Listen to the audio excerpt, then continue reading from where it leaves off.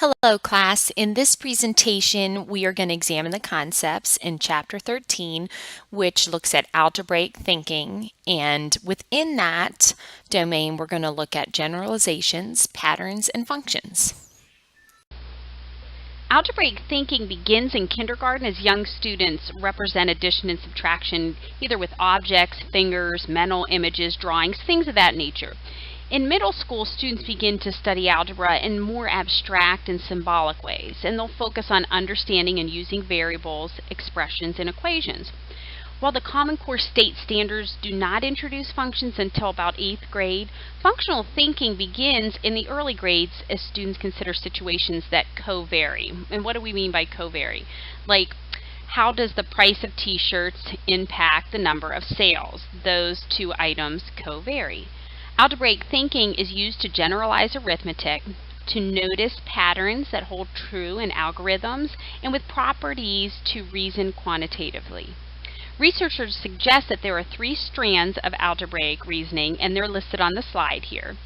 While algebra is a separate strand of the mathematics curriculum, it's also embedded in all the areas of mathematics, and we're going to focus on how it's embedded throughout all those areas today. On the last slide, you may have noticed that the first strand of algebra deals with structure in the number system. And we're going to look at 3 different ways to connect numbers to algebra. The first is through number combinations, and that begins in the early grades with decomposing numbers. For example, let's say you give your students the problem that's on the slide here, which states 7 birds have landed in your backyard, some landed on a tree, and some are at your feeder. How many birds might be in the tree and how many are at the feeder? Students can determine how many they want to say are at the feeder, for instance, and as soon as they do that, they would know how many are at the tree simply by calculating the difference. They could organize this in a table, and from the table they could generalize that the sum of the two, how many are in the tree and how many are at the feeder, will always be 7.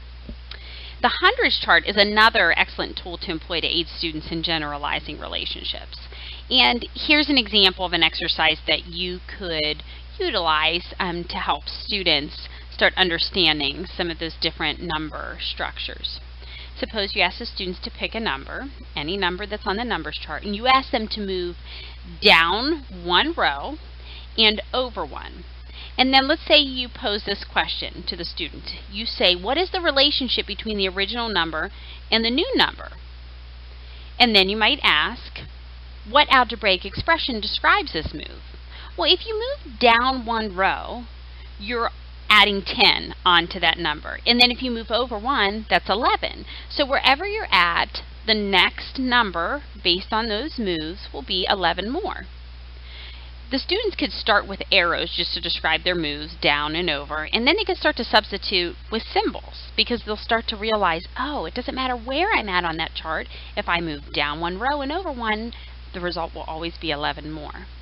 You notice that these 2 questions that I asked, the first one was just about the number, and then that second portion, what algebraic expression might describe this, asked the students to make a generalization. In this video, we're going to continue talking about connecting numbers in algebra. When studying an operation, students are often asked to explain how they solved a problem. As you listen to a student, you're going to want to ask questions like, okay, does this really show how you solved it? Because you really want them to be investigating their own understanding. This is really important when you're introducing students to algorithm. And an algorithm is basically any set of steps or sequence of steps that help you to obtain a certain result. And if you show students a number of problems with the same type of operation, they can start to establish the patterns and the rules that go with them. So for instance, on this slide, we're multiplying several similar fractions by the same whole number. And by investigating the products, the students might start to notice a trend or a pattern that exists when you change the denominators in these fractions. So for instance, 1/2 times 12 is 6. When we double that denominator to 4, 1/4 times 12 is 3. And then we double the 4 to an 8, 1/8 times 12 gives us 1/2. When we double the denominators, our products decrease in half. so students can start to establish some of these algorithms on their own. One of the greatest illustrations of structure in number systems are the properties, and we've talked a little bit about like the commutative and associative properties of addition and multiplication so far. I would encourage you to take a moment and pause this presentation so that you can look at the best ways to articulate what each of these properties mean, because that's really what you want to stress with students. It's not about can you memorize them and can you match a problem with the property that's used. No, the emphasis is on using and applying the properties. And you really want to help students to use them to generate equivalent expressions in order to solve problems efficiently and flexibly. That really is the most valuable part of all of the properties, being able to rewrite expressions into another equivalent form. And you want to stress to your students that these properties not only work for whole numbers, but for all real numbers, and that includes fractions and decimals. So really at the heart of what it means to do mathematics is the application of the properties of addition and multiplication. And you can use fun activities to help your students apply the properties. Here's an example of one. It's called 5 Ways to Zero. Let's suppose you have a set of playing cards, a deck of playing cards, and maybe you've given your students counters and number lines to use as visual aids. Let's say that the directions for this game entail drawing a card and asking the students to record 5 different ways to start with that number and to get to 0 using number sentences. Well, let's say you pull a 7. One example would be 7 minus 5 minus 2 equals 0. Another one would be 7 plus 3 minus 10 equals 0. Another one would be 7 minus 4 minus 3 equals 0. And you don't have to just use 3 numbers. The students could use as many as they want. But they're starting to actually apply some of the properties there. Another property that's really important for students to have a strong facility with is the distributive property. It's so important that they realize, like if they had the multiplication fact, 6 times 8, that they can break up one of those 2 numbers as a sum. Like they can take 6 and break it up into a 5 and a 1, and if they do 5 times 8 and 1 times 8 and add them together, that's the distributive property over addition. And that works for any multiplication problem. And then their ability to use that will help them to work more efficiently in problems that contain products or multiplication problems with unrecognizable or incompatible numbers. Okay, we're going to move on to that second strand of algebra, which is the recognition of patterns. Patterns are found in all areas of math, and learning to look for patterns and learning how to describe, translate, and extend them is part of thinking algebraically. There are several different types of repeating patterns, and repeating patterns are those that have a core in them that repeats. Repeating patterns are everywhere, and if you look at the screen here, you see several different examples of repeating patterns. Repeating patterns can be used to strengthen students' understanding of numbers, and it really helps to strengthen their understanding of multiples and division with remainders. How so? Well, for example, if you ask students to keep repeating the pattern A, B, C, A, B, C, A, B, C, you can ask them to predict what letter will be in the 12th spot. Now, they could write it all out and say, oh, that would be the 12th. And then you could ask them, okay, I don't want you to write anything out. Which one is going to be in the 16th? Wow, they might start to notice that every 3rd spot contains a C. Basically, anything that is a multiple of 3 will have a C.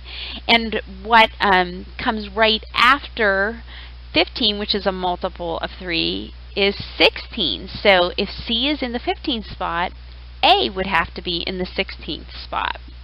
Now in 4th grade, you can connect this idea of remainders and repeating patterns to something that's much bigger. You could ask students to start with that repeating ABC pattern and ask them to predict the 100th term of the whole sequence.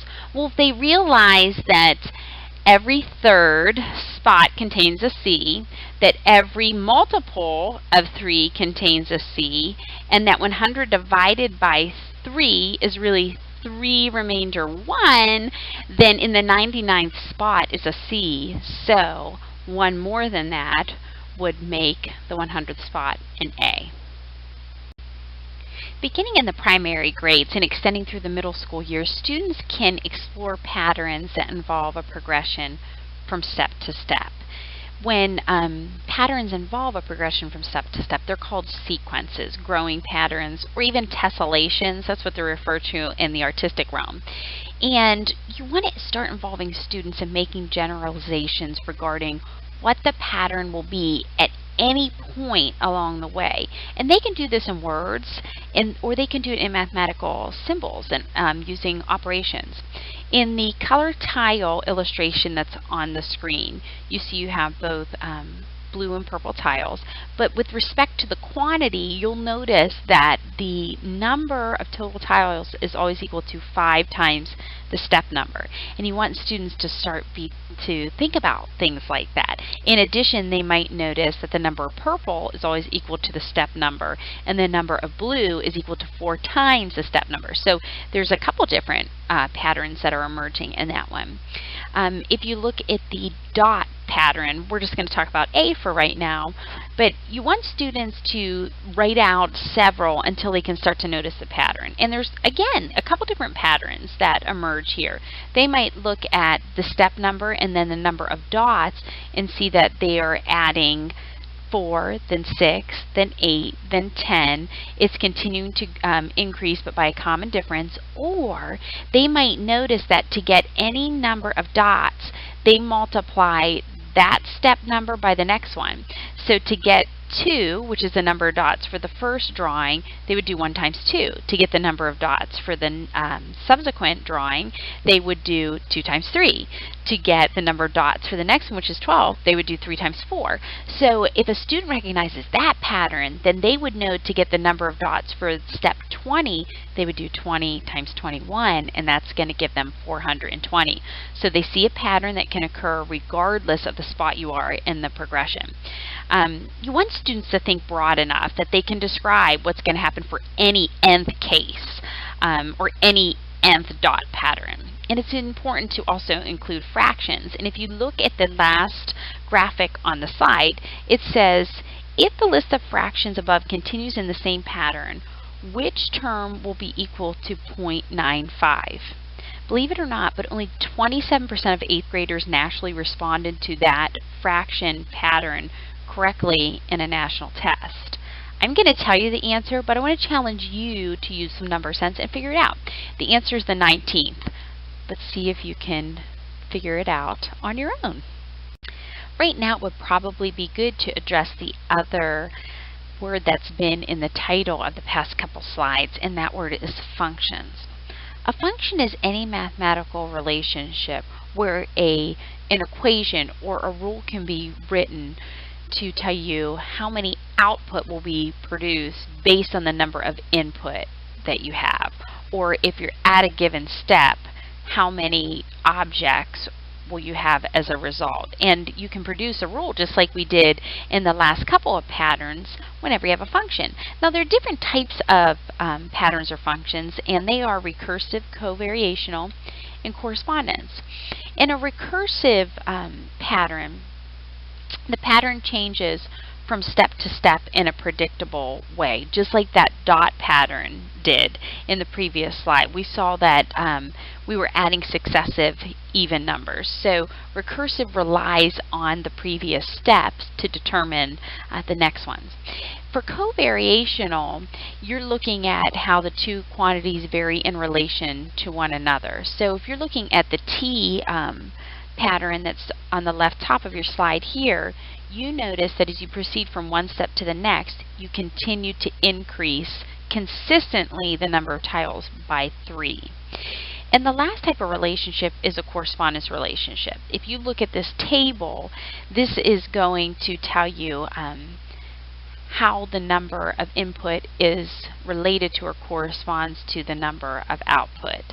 And tables are an excellent way to show how an input and output variable corresponds to one another. If you were looking at the previous slide and you were looking at the dot pattern in part A and you were asked this question, can you determine the correspondence relationship, the explicit rule, the function rule for the dot pattern? If you sat and thought about it long enough, you may end up realizing that the number of dots equals, as we had mentioned, the step number that you're on times one more than that step number. So we could, in formula, say that D for dots equals N times N plus 1. What about for the dots that are in part C? So again, if you go back, you'll notice that all the dot patterns are in rectangles. But once you study that, you realize that the number of dots is equal to the step number that you're on squared plus the step number. So that would be N squared plus N. So you can establish rules for these functions, rules that show how these recursive or covariation or correspondence relationships exist using a mathematical formula. So what I'm doing on this slide is I'm producing a graph for the dot pattern in part A that was back on slide 8, and I'm producing a graph of the T pattern that was in slide 9. When we graph these, you notice that the dot pattern is curved. When you have something curved, it's exponential, and it would form half of a parabola. But you notice that the T pattern is linear. It's a straight line, and quite frankly, it follows a specific formula, 3x plus 1. It's so good for students to be exposed to graphs early on and for them to make the connection between the table of values or the chart values that you've written out as a pattern emerges and then the graph. Even in elementary school, there are some important graph traits that you want your students to learn, like the difference between what it means to be discrete and continuous, and the difference between domain and range. You really want to have some discussion with your students in both of these graphs if you should just have the graph represented by dots or if you should connect them. If you only have whole number inputs, which is what we had because we had just whole number dots and we had just so many squares that we were putting together in the T pattern, then you don't want to connect them, because connecting them would mean that you could have any fractional amount of dots or squares to form your T's, and that's just not the case. But if you could, and you would allow for fractional amounts, then you would want to connect them, and that would be the difference between continuous, connecting, and discrete, not connected. Also, just make sure you identify that domain is the technical word for your input values, which are also referred to as independent variables, and the range refers to your output or dependent variables. Linear functions are just a subset of functions, which can be linear or nonlinear. And again, it's really important for you just to keep thinking, okay, a function is just a pattern. It's a rule that relates an input to an output. And again, some of these rules can produce a line or something that's not a line. And we focus on linear functions because they're a major focal point in middle school mathematics. Linear functions all have a constant rate of change. It's the same from one point to the next, which is why it produces a line. In middle school, students need to be able to notice if situations are linear or not. So let's consider the example on the slide. It states, you are asked to build a rectangular pen with 24 yards of fence. Step 1. Write an equation to describe the relationship between the length and the width. And step 2, write an equation to describe the relationship between the area and the length. Okay, so let's talk about the length and the width of a rectangle.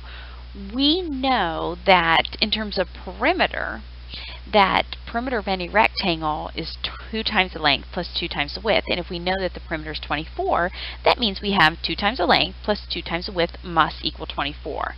Well, those are all divisible by 2, so we know that length plus width is 12. And that makes perfect sense. You can't have a length or a width that are more than or even equal to 12, because that produces a subsequent length or width that's equal to 0. So that wouldn't make sense. And you can even have the students model this in a table format, which is done on the screen.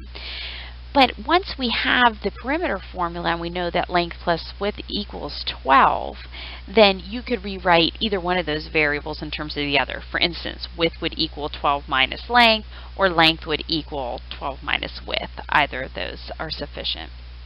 How about area? Well, area of a rectangle is always length times width.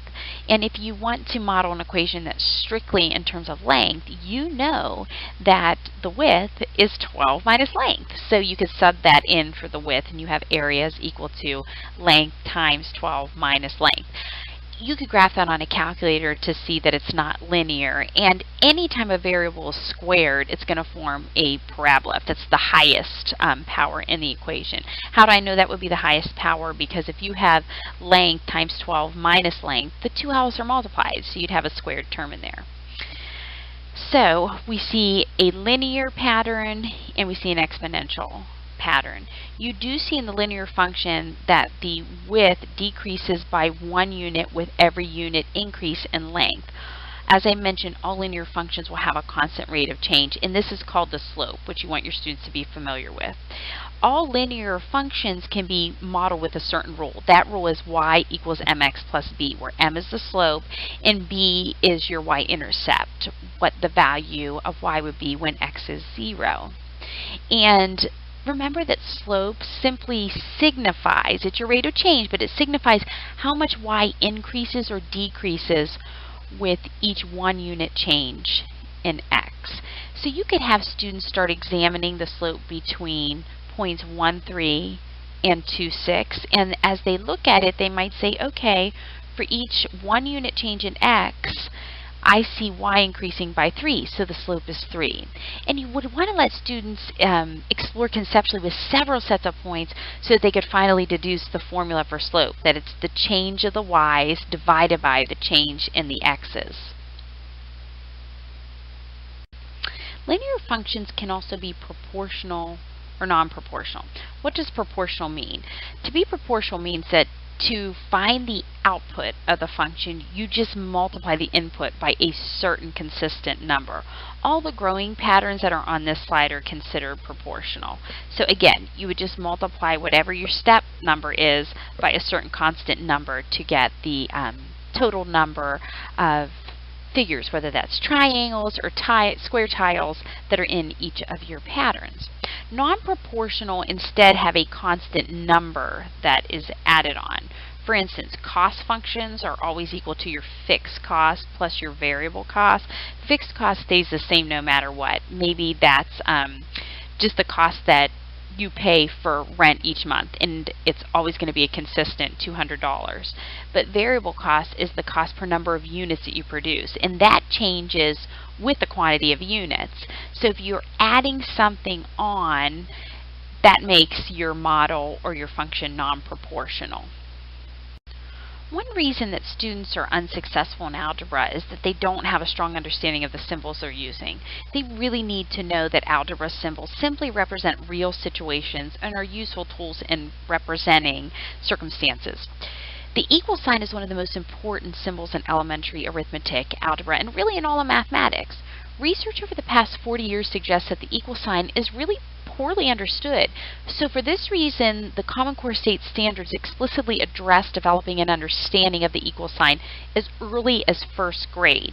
And they actually advocate that you introduce it through balance image, and that you always convey to your students that equal just means is the same as. That you're trying to show that one side of the balance is equal to the other side, that one expression is equal to the other side. So if you have the equation 5x plus 24 equals 54, and if you're thinking of it as a balance, students can reason that 5x must be 24 less than 54. Stressing is the same as is so important. In a study that was done fairly recently, researchers found that when students were given the problem 8 plus 4 equals what, a blank, plus 5, that only 10% of the students in grades 1 through 6 got the problem correct. Why? Because they are simply thinking of 8 plus 4 equals what, and they were plugging in a 12, not realizing that the whole left side of the expression needed to equal the whole right side of the expression. And students get used to be given equations that are very simplistic, that say 8 plus 4 equals what, and the question mark is always isolated instead of having the question mark with something else added or subtracted to it. And it's so important because that way students get a more well-rounded, full understanding of what the equal sign means, that it means is the same as. Having students write several different sums that are equal would help to convey the meaning of the equal sign, like saying, okay, 72, show me 3 different ways that you can express a sum that equals 72. So maybe students showing 60 plus 12 equals 70 plus 2 equals 50 plus 22 will reinforce the balance aspect, the is the same as aspect for students. I think that this activity is terrific for emphasizing the concept of the equal sign. In this activity, which can be found in your textbook, it's labeled as 14.15, you are asked to introduce to your students the concepts of true and false statements. So you might want to give them an example of a true statement, like 3 is equal to 1 plus 2, and then an example of a false statement, 10 plus 1 is equal to 10. And then you might want to put on the board several different true and false statements and have students work in pairs to determine which are true and which are false. This helps to really get across the emphasis of the equal sign. You do want to make sure that you don't make these problems too difficult in the early elementary years, but you do want to include a variety where you don't have just one operation exclusively on one side equal to just a whole number, but that you try to have operations included on both sides so students continue to reinforce that idea that the equal sign is the same as the expression is the same as. As students start to become exposed to equations in their elementary education, they're going to work through a series of progressive views of what equations are and what they represent and how to work with them. The first view is called the operational view. In this view, students see the equal sign as meaning to do something. So if they see 6 plus 7, they think, I need to do something with it. I'll add it. That's the most elementary view. The next phase, as they're learning more and becoming more accustomed to equations, is the relational computational view. In this view, the equal sign symbolizes a relationship between two calculations, so they see the need to calculate. So when they're given the equation 7 plus n equals 6 plus 9, they automatically calculate what 6 plus 9 is and see that they're trying to produce a number to equal 15 when added to 7, and so they'll come up with 8. The last view is the most sophisticated. It's the relational structural, and it's really based on a strong sense of numeric relationships. So when students see that 7 plus n equals 6 plus 9, they automatically think, well, 7 is 1 more than 6, which is on the other side, so that means my n should be 1 less than 9. So their sense of numeracy is much stronger, and they're starting to connect that with the unknowns or the variables in the equations. Just like equations can be viewed in various progressional ways, so can the variables within them. They can be interpreted in different ways. Variables are first mentioned in grade 6 as part of the Common Core State Standards, and variables can be used to represent a unique unknown quantity or a quantity that varies. Unfortunately, it's the former, that it's a unique unknown quantity, that is mostly used.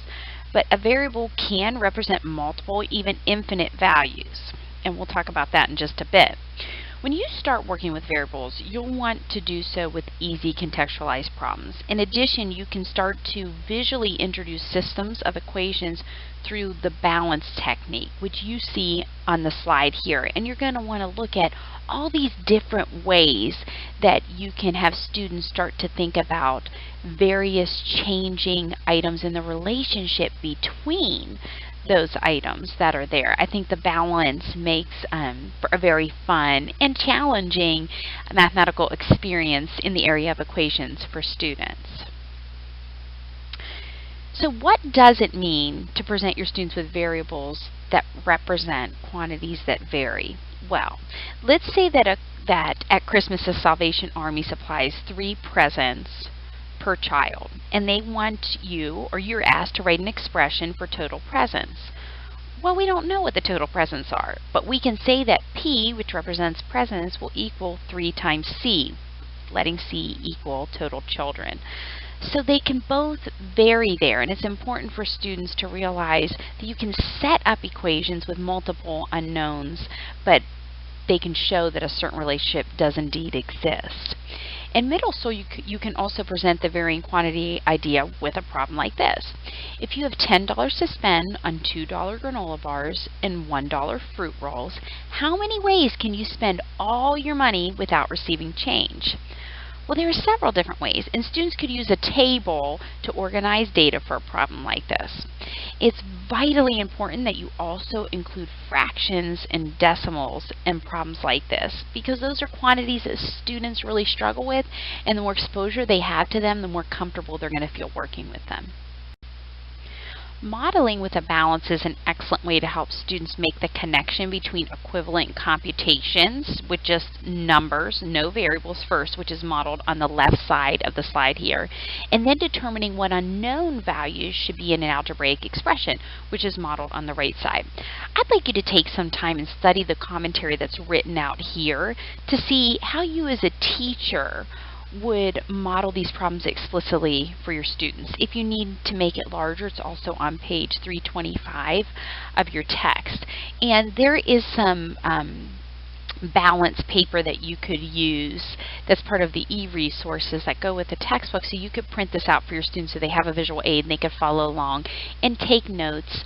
And I think that's important when you're teaching equations, because the writing of the notes also leads to muscle memory, and the students start to make a mind-to-hand connection for what the next step should be. Throughout this presentation, as I've talked about equations and functions, patterns, we've also mentioned the word modeling. Well, modeling in mathematics is simply one of the 8 standards for mathematical practice in the Common Core State Standards, and a model is simply an equation. It's a rule that relates input to output. And creating equations to describe a situation is an extremely important skill, and students need multiple opportunities to translate situations into equations where the goal is a mathematical model, where the goal is to produce a rule that no matter the number of input, you could determine the output. No matter the independent variable, you could determine, or the dependent variable, the result. So that's exactly the goal of these 2 problems that are on the screen. And these would be great for students that are in upper junior high. And what I'd like you to do is just pause this, take some time and try them, and we'll review the answers to both of them during class next week.